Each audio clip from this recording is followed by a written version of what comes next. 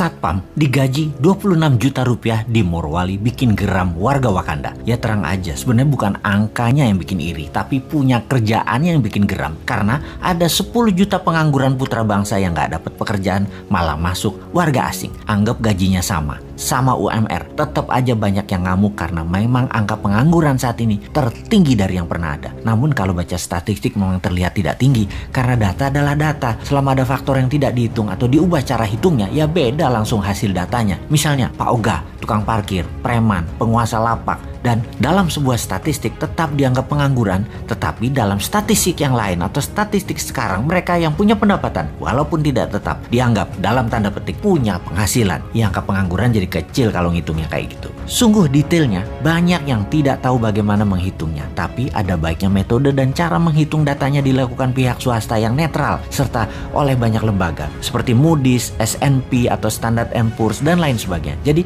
kita kembali ke topik aja deh. TKA Tiongkok yang banjir besar-besaran dalam periode pemerintahan saat ini sangat melukai hati 10 juta pengangguran di Indonesia. Sebenarnya alasannya apa sih? Mereka lebih ahli? Nggak juga. Alasan pejabat aja biar dibenarkan pejabat tertinggi. Namun sesungguhnya pejabat ini yang membiarkan mereka masuk ini sudah menghina rakyat Indonesia berkali-kali. Tapi tetap didiamkan karena gaji mereka yang besar dan banyak jumlah tenaga kerja itu. Sesungguhnya hal inilah yang menyakitkan hati banyak saudara kita para pengangguran di Indonesia. Oke, kita sebagai penyeimbang informasi, bagaimana harusnya mengingatkan mereka bernegara yang benar? Newman itu selalu punya penyeimbang pikiran dan punya solusinya. Kita sebelum memberikan usulan kita ke Korea Selatan. Bagaimana Korea Selatan mengelola tenaga kerjanya? Nomor 1, buka lapangan pekerjaan buat rakyatnya terlebih dahulu. Ketika 100% rakyatnya bekerja, ternyata masih banyak pekerjaan-pekerjaan yang diperlukan untuk hal yang level bawah. Bangsa Korea adalah bangsa yang bangga nasionalismenya, maka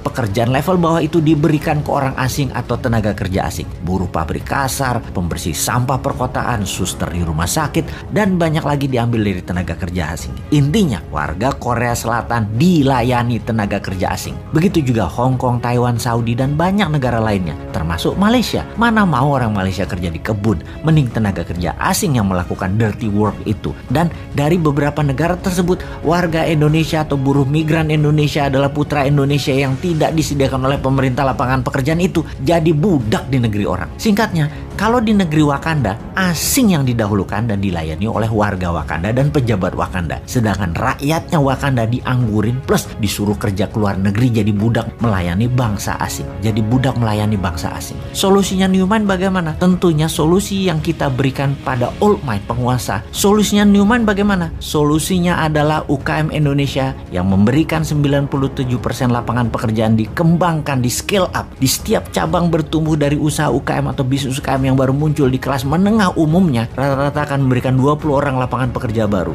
Kalau ada 1 juta UKM tumbuh, lapangan pekerjaannya adalah 20 juta manusia Indonesia bekerja. Hanya 1 juta UKM ditumbuhkan. Dari 6 juta UKM kelas menengah, itu sudah 20 juta manusia Indonesia bekerja. Maka selesai sudah masalah pengangguran itu. Itulah kontribusi Newman. Contohnya bukan hanya wacana. Santara urun dana yang saat ini masih kecil kontribusinya, baru 100 UKM dibiayai. Sampai akhir 2022 nanti kita targetkan 10.000 yang dibiayai, alias 200.000 tenaga kerja akan terakomodir dengan sistem santara urun dana. Walaupun kecil, karena tidak didukung pemerintah, kita terus fight karena ada Anda sahabat semua yang mendukung. Kita maju terus, kita semangat terus selama kita didukung hati sahabat semua. Kembali ke solusi dari pejabat sekarang. Adakah mana keberpihakan Anda kepada UKM dan penganggurannya? 3 tahun ke depan deh ditunggu solusinya. Ada nggak? Jangan-jangan nggak ada deh lu.